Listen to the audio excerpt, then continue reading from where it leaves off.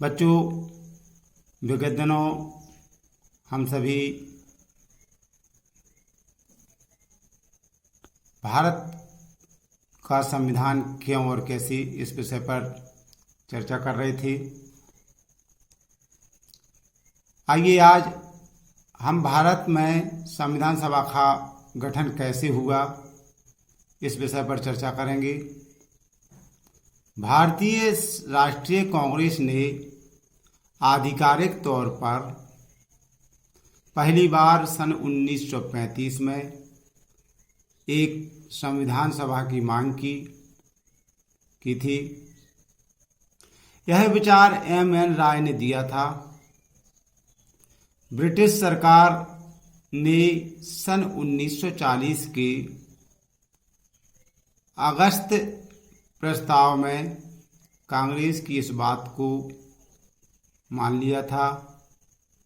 अंततः वर्ष 1942 में क्रिप्स प्रस्ताव के तहत कांग्रेस की इस मांग को स्वीकार कर लिया गया कि संविधान सभा का गठन किया जाए। संविधान सभा का जो संगठन था, जिसमें कैबिनेट मिशन योजना के अंतर्गत संविधान सभा नवंबर 1946 में अस्तित्व में आई। आइए देखते हैं इस संविधान सभा की प्रमुख विशेषताएं क्या रहीं। नंबर 1, कुल सीटों में से 93 सीटें देशी रियासतों को और 296 सीटें शेष ब्रिटिश भारत के लिए आवंटित की गई। दूसरी विशेषता, प्रत्येक प्रांत और सामंती राज्य को उनकी जनसंख्या के अनुपात में सीटें आवंटित की गईं। तीसरी विशेषता, ब्रिटिश भारत के अंतर्गत सभी सीटों को मुसलमानों, सिखों और सामान्य वर्ग के लोगों के बीच विभाजित किया गया था। चौथी विशेषता जो संविधान सभा के गठन की थी, प्रत्येक समुदाय में 4 प्रतिनिधियों का चुनाव विधानसभा में मतदान द्वारा किया गया था। पांचवी, रियासतों के प्रमुखों को यह अधिकार दिया गया था कि वे अपने प्रतिनिधियों का चुनाव स्वयं करें। इस प्रकार संविधान सभा के लिए जो चुनाव हुए जुलाई अगस्त 1946 में किए गए। चुनाव के परिणाम निम्नानुसार रहे, जिसमें कांग्रेस ने 208 सीटें जीती, मुस्लिम लीग ने 73 सीटें जीती,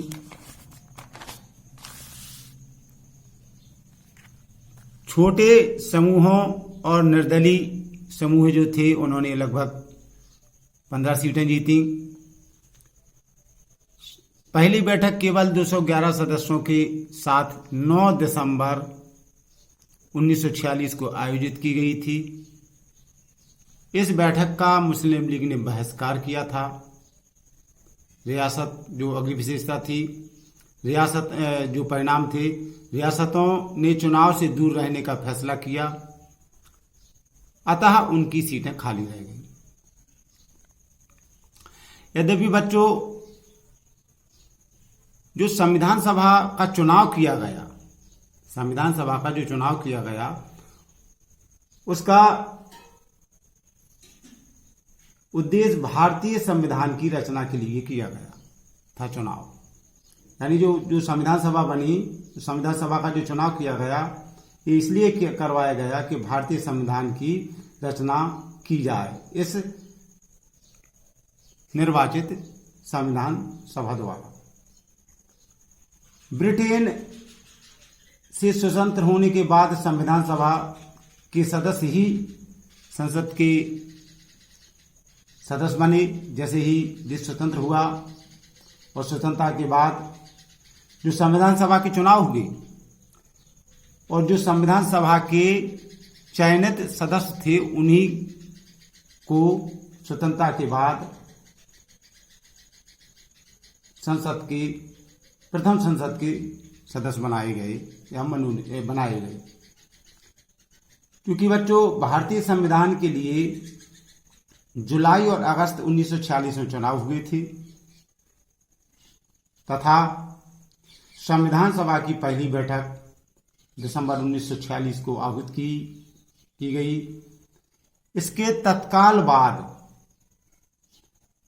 देश दो हिस्सों में, भारत और पाकिस्तान में विभाजित हो गया था, बंट गया था और संविधान सभा की दो हिस्सों में, संविधान सभा भी दो हिस्सों में बंट गई थी। क्योंकि जो संविधान सभा बनाई गई थी वो अविभाजित भारत के लिए बनाई गई थी और जैसे ही स्वतंत्रता के बाद देश भी विभाजित हुआ, उसी के अनुसार संविधान सभा भी दो हिस्सों में बंट गई या विभाजित हो गई। एक संविधान सभा भारतीय संविधान सभा और दूसरी पाकिस्तान की संविधान सभा। तो बच्चों, इस प्रकार आपने देखा कि जो संविधान सभा का चुनाव हुआ था, उस संविधान सभा के चुनाव के माध्यम से ही जो चयनित सदस्य थे उनके द्वारा ही संविधान निर्माण की प्रक्रिया शुरू हुई और अंग्रेजों से स्वतंत्रता के बाद संविधान सभा के चयनित सदस्य ही प्रथम संसद के सदस्य बने। भारतीय संविधान लिखने वाली सभा में कुल 299 सदस्य थे, जिसके अध्यक्ष डॉक्टर राजेंद्र प्रसाद जी थे। तो बच्चों, ये आपने देखा कि संविधान सभा का चुनाव कैसे और क्यों हुआ।